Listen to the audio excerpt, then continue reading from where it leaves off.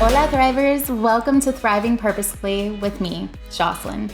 Today we have the pleasure of having Kody Harms with us as we talk about neurodiversity, resilience, and self-acceptance.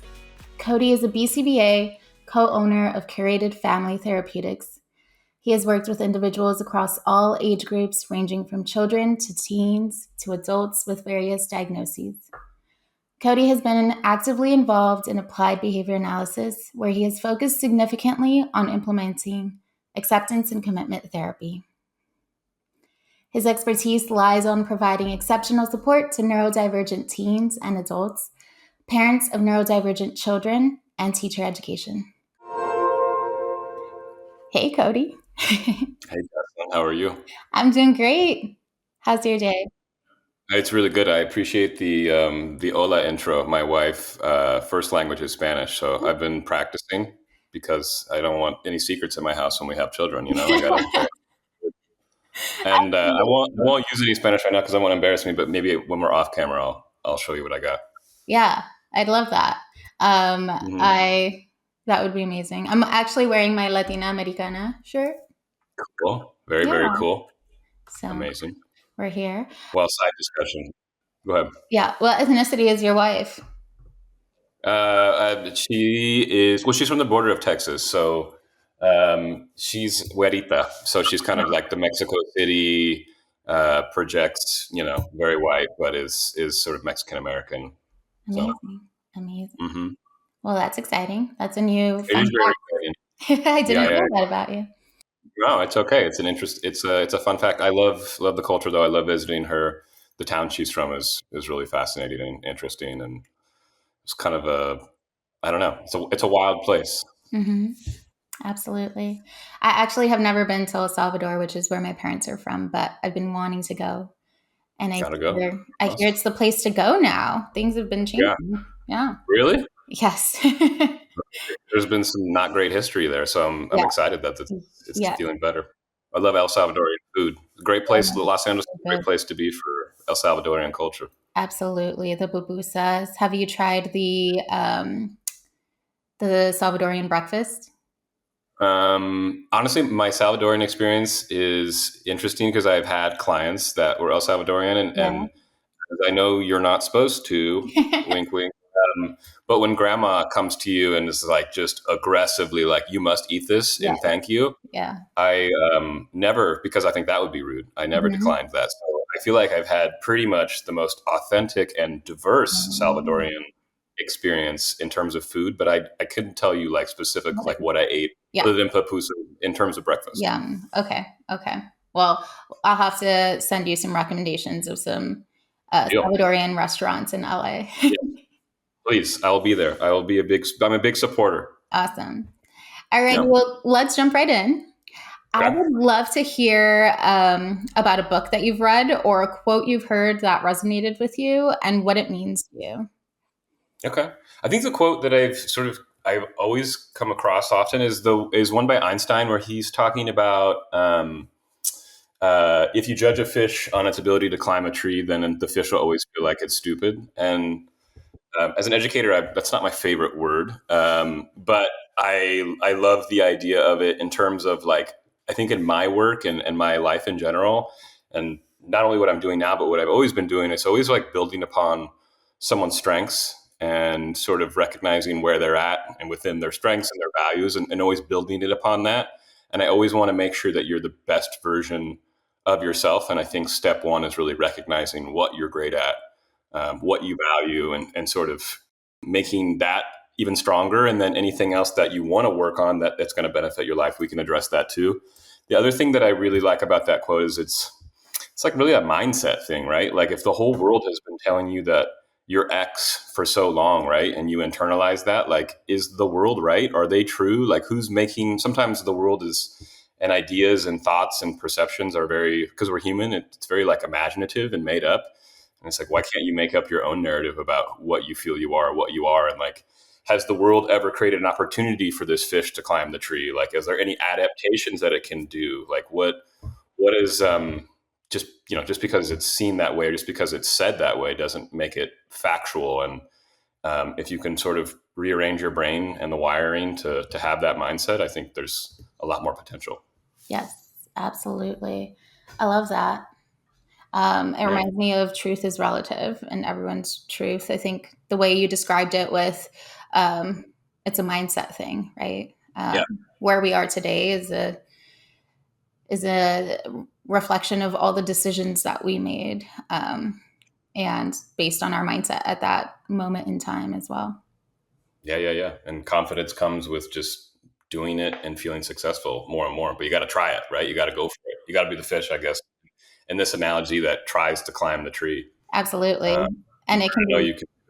yeah, and it can Yeah, be very uncomfortable at first too. And I sure. think it's a matter of being like having holding space for it to be uncomfortable as you continue to practice, because For sure. eventually it's going to be just another thing you do. Um, Yeah. No, for sure. We're very alike and aligned on that. yeah, But I'm big on like feeling comfortable and being okay and being aware that you may, fall yeah, off the tree 35 times and hit your head really hard, but that's going to be okay because the 36th time you may not hit it as hard, or you may, not hit it at all. So, yeah. Or you may learn to put a pillow there or a trampoline and Mhm. learn how to jump. Amen. Yeah. Yes. Yeah, absolutely. Well, I love that quote. Thank you for sharing. Yeah. No, thanks for asking. Yeah. So I have a series of questions, and as I was like creating these questions, there's so much I wanted to pick your brain about.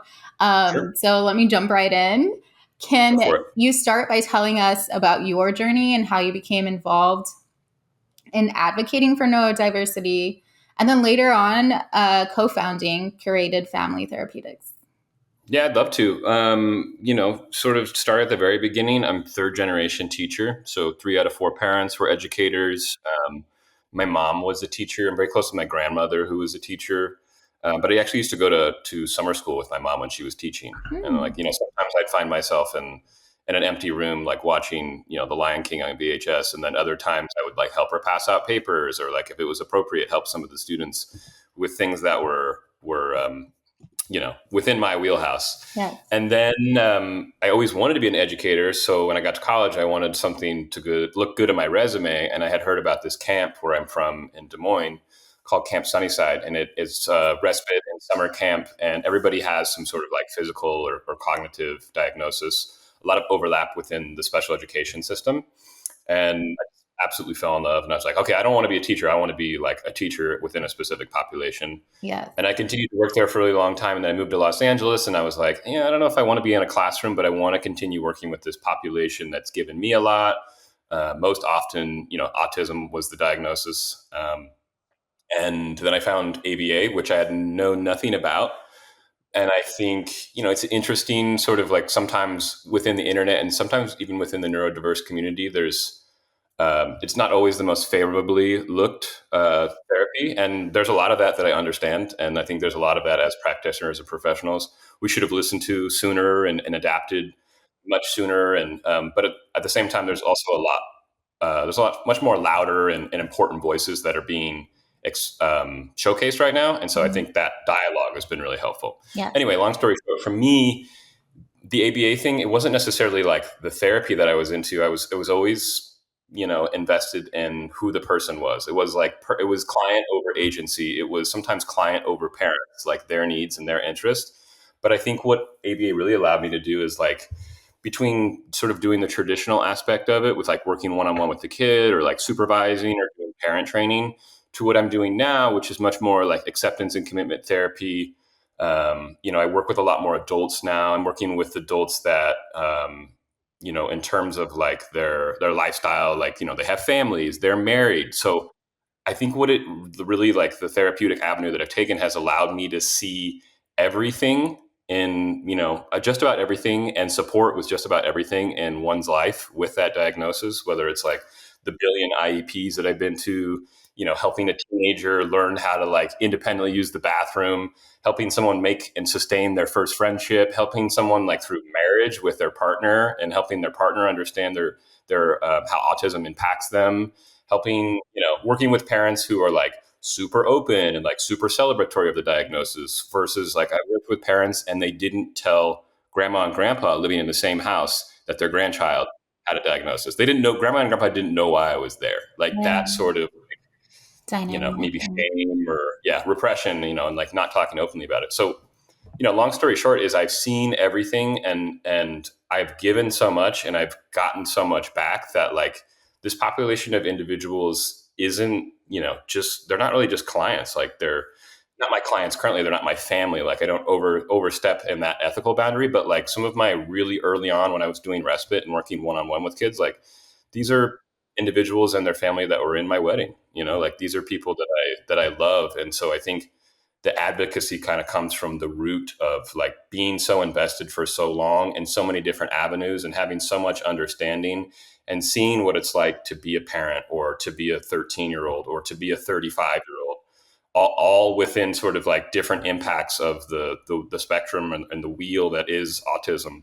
Absolutely. And, again, just really like when you're in that deep and you're getting so much out of it, it's impossible not to like care about the individual and their needs and really understand where they're coming from. Yes. Yes. Oh, I love that so much. And interestingly enough, I also started out in respite. It's a great place to be. Yeah. It's an awesome place to learn. And like, I feel like, if we talk about the therapy aspect of it, there's so many people that sort of enter in that field wanting to do good, but don't understand the culture or community or what to expect. And Absolutely. for me, it taught me everything. I had a lot of great mentors, but then I also had a lot of like, people that would say like, hey, do this or don't do that. Or, maybe when I was working with individuals who didn't communicate the same way that I was communicating, they had advocates who were telling me do this or don't do that. Or maybe they expressed in different ways that, but it was an awesome place for me to learn. And when I started my therapy practice, I was already so invested in the individual that it allowed me to help them have success much faster because I don't know, like I could learn the science on the fly, but I already knew sort of like the ethics and the appropriateness in which to interact. Yes, absolutely. Yeah. Oh my gosh. It's amazing. Thank you. We need more agencies like yours. Yeah, I know like I said, the place that I first started with respite was just an incredible like community of like-minded people who, again, were there for the right reasons, but as like we're there because they were getting a lot out of the investment they were making. And that sort of connection is so powerful in terms of like understanding, in terms of making real change, and and in terms of like creating lifers in the business. Like there's a lot of burnout in our field working with various populations, and whether you're an educator, whether you're a parent, or whether you're a therapist like myself, there's tons of burnouts, and that place, for whatever, fostered an environment where I still have friends that worked there, again, that are doing the same thing or in an adjacent industry. Yes. Yeah. Yes. Burnout is very prevalent. Something you said before that was connection. And I think it really just all starts with connection at any level, and no matter what relationship, the connection is what matters most. Yeah. Especially when we're looking to make change. Mm-hmm. Yeah. All right. So I was actually talking to my husband a couple of days ago about speaking with you, and neurodiversity affirming came up, and he was like, what does that even mean? So if any listeners out there don't know what that means, I'd love for you to be able to explain what affirming neurodiversity means and why it's an important aspect to your work.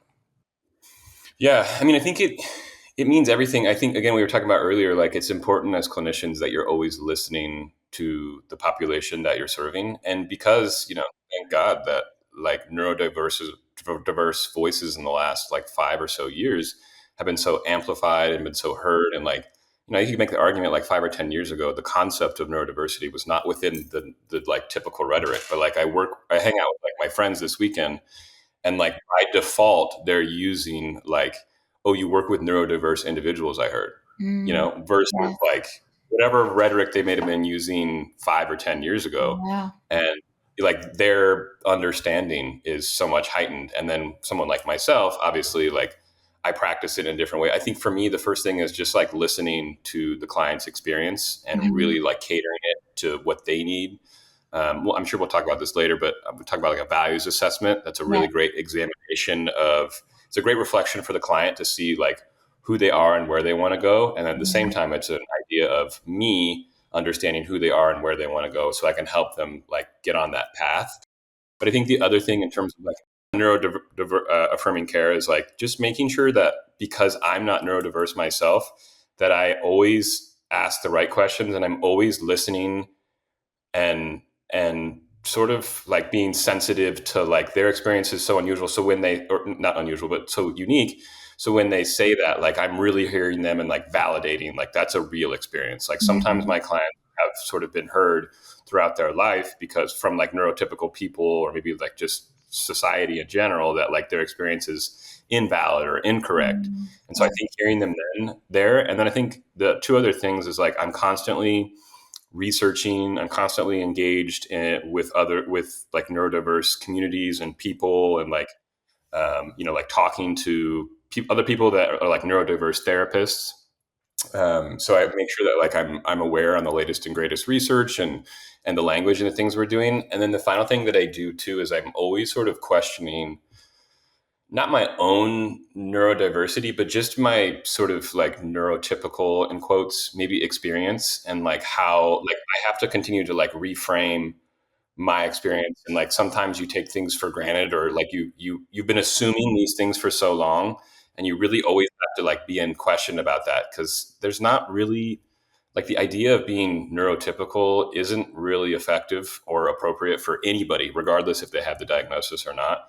So I'm always kind of thinking in that brain of like what's most appropriate, what's most effective, what's true, what's sort of not true or not helpful. And I think that continually being that reflective mindset as a practitioner is really helpful. And all those things to me sort of like make up neuroaffirming therapy. Absolutely. Well, thank you. That was very informative. Good. So with that being said, what are some common misconceptions that you come across when it comes to neurodiversity? That's a really good question. I think it's a hard one for me to ask. I get that a lot. I think like even just thinking about, again, kind of my personal life, like people are sent, like I've made like indirect impact on people just sort of like doing what I do. Yes. And like, because there's sensitive people, they don't want to say anything insensitive, but obviously I'm open to answering any questions and I like to advocate that way. But the point I'm trying to make is like, sometimes I'm so like in the zone or like in the community, like I don't, like no one's going to approach me with anything inappropriate that at least I know or that respect me. So it's a really challenging question for me to answer because I don't feel like I get a lot of like authenticity or sometimes like genuine questions or experiences because again, I'm so hyper focused on what I'm doing. But that being said, I think the biggest misconception in just general terms is that as I continue, I kind of relearn and learn that like the difference and discrepancy between neurodiverse and neurotypical is the margin is very thin. The line is very thin. I don't want to ever discount someone that's neurodiverse, their experience, because it is sometimes more complicated or more intense or because of the way like society is set up, not necessarily conducive to their needs. But everybody is human and they're all sort of looking for love and relationships and success, and feeling accomplished and doing what they love. I think all those things are really universal. So again, the idea of like neurotypical, I don't know how appropriate or how realistic that is. And I just think the lines are very blurred, although one population just has a little bit more of an intense experience. In your experience, what are some of the most impactful and effective ways to raise awareness about neurodiversity and its importance? I mean, for me, it always comes down to empowering people. I had a professor once who was like this incredible advocate for the LGBT community. Like he did some really insane stuff and sort of protest, like laying on train tracks and, you know, picketing and rallying and like making out with his boyfriend in front of everybody in the 60s and, getting rocks, threats and like just really, really intensive like displays of advocacy.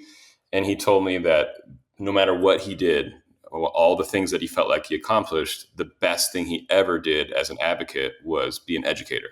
And I Okay. was like, oh man, mind blown. Like that Yeah. makes sense. And so for me, I just think it's all about empowering people. And for Yeah. me, I think the best way that I can do that is empowering them through therapy. Hmm. But the other thing that I think just sort of like helping parents maybe that I've worked with sort of like identifying their own sort of like prejudice or shame about Mm. neurodiversity, maybe about their kiddos, Yeah.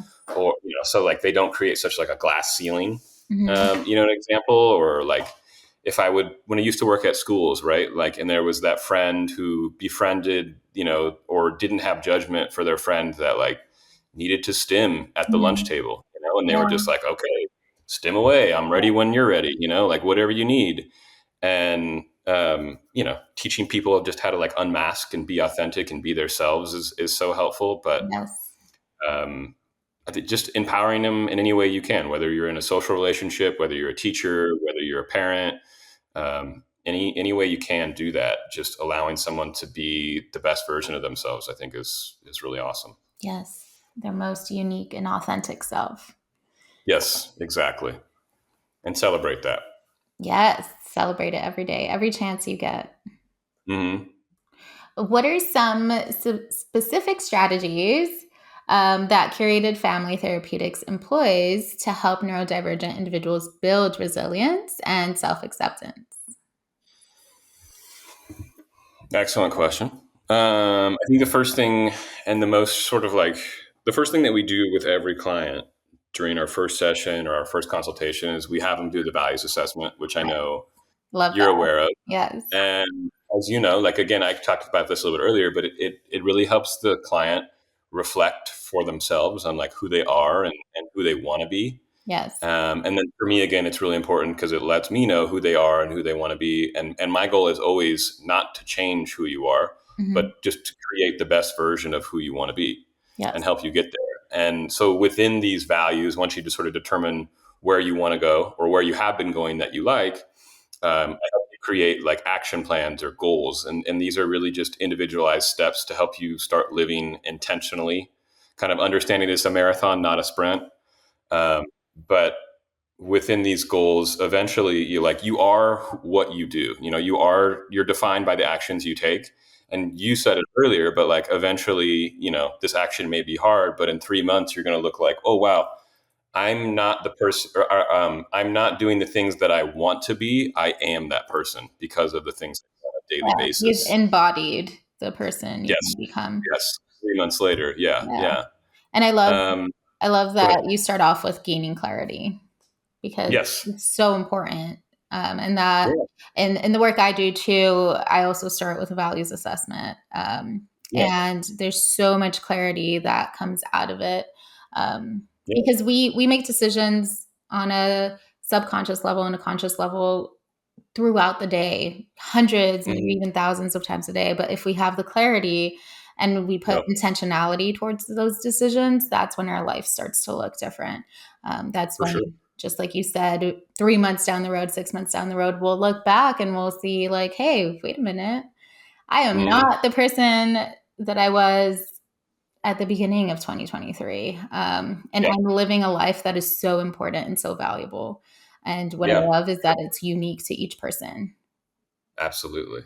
And I think the other thing that comes along with that, what we're doing too, is like I do a lot of role play in Mm, session. I do yeah. like accountability check-ins too, where like, hey, remember you were going to do that goal this weekend? It's the Friday before the Saturday. You're going to go do whatever we talked about, right? Right. Like, don't forget about these things, like how you feeling, Yeah. that kind of stuff. And then, I think listening is a really important. Listening and hearing the person is really really important too. So you're Hmm. setting them up for a level of success where we can build momentum to more challenging things, but really meeting Yeah, them where they're at. absolutely. What would the role play look like? Just depends on what we're doing. So a Yeah. lot of what I do, especially with a lot of my clients that have gotten the diagnosis later, not for everybody, but often I encourage them to sort of ingratiate themselves within the autistic community, like meetup groups on Zoom or meetup groups in Mhm. person.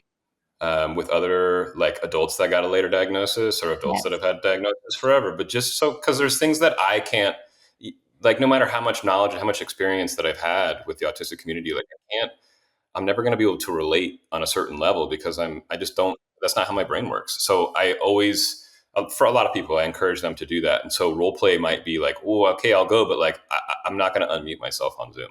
Like, I'm too nervous to what to say. So we role play just like, the conversations you can have in your head ahead of time, like giving yourself, you know, bumping yourself up and feeling comfortable. And then, we talk about, okay, you've been to this group before. Like, what are some of the things people talk about? What are some things you might want to share? Like, what's an appropriate time to jump in?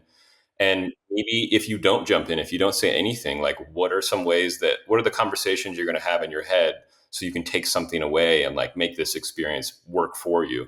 That kind of thing. So again, we just role play and act it out. And that's just one example. There's tons of stuff that we do, but I always find like that's more of like the ABA route too. Like, I have the advantage of sometimes where I can work with these people in person, and like there's nothing better than to be in the exact environment, in the exact scenario, and like work through it. Right? It's one thing to talk about it; it's another thing to like do it with someone there to give you that feedback in real time. Yes. Yeah. Yeah. Oh my gosh, that sounds so fun. And like, It is really fun. You're doing the work you love to do. It's like a blast. Yeah. No, it is real cool. I've been in some, yeah. It's always fun. I enjoy work every day. I will tell you that. Yeah, that's the way to do it. It really is. In your perspective, what does thriving look like for neurodivergent individuals? And how does Curated Family Therapeutics facilitate an environment where they can reach their full potential? You're full of good questions. We do the values assessment. The other thing that we do is we take a either weekly or daily mental health score. Okay. So 1 to 10, 1 being like, I'm ready to give up on life. 10 being like, I'm living my best life. Like, it's like bachelorette party or something like that, whatever the best day in your life is. And for me, and as humans, and what we know about acceptance and commitment therapy is like, I'm never expecting 10 out of 10 every day or every week. Right. Right. But what I think in terms of what you do, what thriving to me means is that you're anywhere from 6 out of 10, regardless of like the variables that life has thrown at you. Yeah. Example being like, my kid was sick, I got a flat tire, and, my partner's out of town. So like, I'm doing everything myself. And it's like all those variables, all that stuff that inevitably is probably going to happen in your life. You're still like at a 7, even though like, obviously that's not what you wanted to happen that day. Like, you didn't want to hit those hurdles, but you still, based on the techniques we've worked on, based on the consistent strategies that you're implementing, you still feel like a 7 out of 10 at the end of the day. And that's really great. 7 is a strong number. So. Absolutely. Yeah. And it's not about being at a 10 every day, which I think is a common misconception about thriving in general, is like, oh, well, she's always using that word thriving, she's always happy, but it's not. It's about being at a 7, being at a 6. Exactly. Yep. It's always going up and down, and that's okay. Yep. It's a matter of the listening to yourself, your experience, and what you need in that moment, giving it to yourself and knowing that you tried your best. And there were hurdles, just like you said, and you still gave it your best. Yeah. And each part of the wave is important. I think for us in particular, or for what I do in particular, it's just that if you're getting twos and 3s and 4s more often than not, then I need to adjust something, or we need to adjust something, working together as client and therapist, because it's not working. And what I love to see is, and this is like the graph go from like 2 to 3 to 4 to like consistently at 7s, 8s, and 9s. Yes, yeah. It reminds me of hearing you say that reminded me of it's time to pivot in those situations where we might be at the 2s and 3s consistently long term. Time to pivot, and then it reminded me of, did you ever watch Friends? Of course. There's this episode with the couch. And yelling at each other, pivot. It reminds me of that. And when we can kind of bring in a little bit of humor into it, and when I first started living based on my values, I would literally say pivot out loud and think of that Friends scene, and it would be funny. And I think the more we can bring in some humor into what can be challenging, right? Change isn't always easy. It makes it just a little bit, just a tad bit more enjoyable. Agree. Yeah, I would agree. And I think the pivot thing too is the one thing that I always urge clients is like, if you want to pivot, you can, but Mhm. also don't pivot to pivot right away. Yeah. Again, you know what I mean? Don't like pivot, pivot, pivot. Let's pivot, give it a few weeks. Yeah. And then if we feel like, let's pivot again. And within those 2 weeks, when you Yeah. pivot, you really got to like be Try in it it to out. win it and give Yeah. it your all, right? Like, give it an honest try, not like, Absolutely. well, I'm going to pivot knowing in 2 weeks I'm just going to try something else. Yeah. You know what I mean? Yeah. Give it your all. Give it your best. Yeah. Yeah. Yeah. Absolutely. All right. Well, what advice would you give to parents or caregivers of neurodivergent individuals on supporting their unique needs and fostering a positive environment? That's a really good question that I answer a lot. I think the first thing that I do with parents is I want to know their values in specific. I don't want to know their values for their kid. I don't want to know their values as a kid or as a parent. I want to know if you're Jocelyn, the parent, I want to know Jocelyn's values. And I think the thing is like the metaphor that I use is like the rising tide lifts all boats. So if you're living the best version of yourself, it's going to impact your kiddos in a very positive way. It creates a And ripple so, effect. yeah. But I think within that, like obviously with the parents that I work with, addressing wherever they're at and sort of their understanding of neurodiversity in general, and then the way that impacts their kiddos is like I'm always encouraging them go out, do things in the community, make friends with other parents who have neurodivergent children. Like, Mhm. don't isolate yourself. Make this experience work for you. And in order to do that, you got to learn and you got to like figure it out. And you got to, can't be afraid to be vulnerable. You can't be afraid to try to climb the tree and fall 10 times. Like, Yeah. the things, again, it's not, the world isn't necessarily set up appropriately for your kiddo, and as a parent, it's not set up for you either in that Mhm. circumstance. Like, you got to just keep going. And then the one thing that I will always tell parents is advocate, advocate, advocate. Yes. It is okay and very healthy to be ruthless in IEPs with Oh, doctors, yeah. with clinicians, with myself. You don't like something that we're talking about, or you're like, no, I don't want to do that. That's fine, Yeah. but you got to tell me. Yes. And if We're I not come back with, losers. I think it is, and you're still uncomfortable, then tell me again, and that's okay. Mhm. But I think that's the big way, and particularly for the parents that I work with, and their kiddos are communicating in a different way, or maybe like aren't using verbal language, like Mhm. so the world is really not set up for that, and so Yes. you have to be an advocate with your voice, and like, what's their voice and what do they want, and how do you Absolutely. translate that? Yeah. It reminds me of a quote by Brene Brown.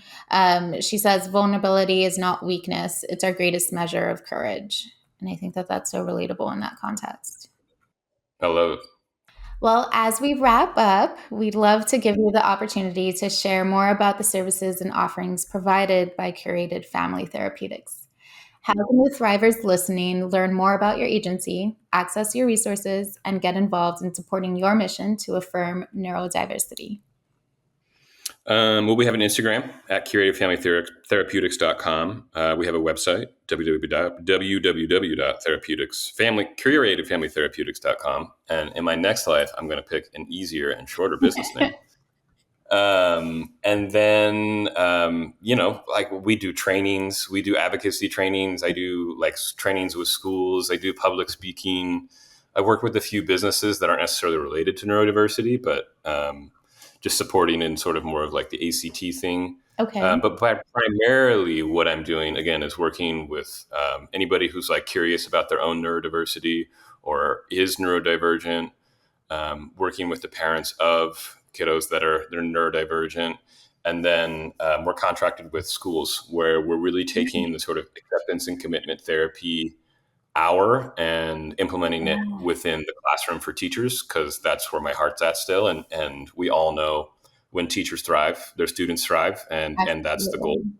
Yes. And then within that, we're doing a lot of sort of like advocacy and, curriculum adaptation and social skills training so that the kiddos that I care about, those that are that are neurodiverse, are getting the most opportunities possible within the school setting. So, absolutely. Well, that all sounds so exciting. I'll make sure to get your website and your Instagram in the show notes below so that anyone that's interested knows exactly where to check you out.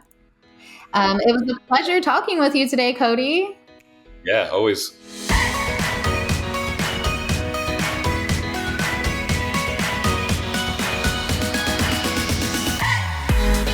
Thanks so much for listening to the Thriving Purposefully podcast. If you loved today's episode, do me a favor and share a screenshot of this episode on Instagram story and tag me, or leave a 5-star review for my podcast on Spotify or iTunes. Your support means a lot and helps share the thriving movement. Thanks again for hanging out with me, Thrivers. Go out there and make today your best day yet.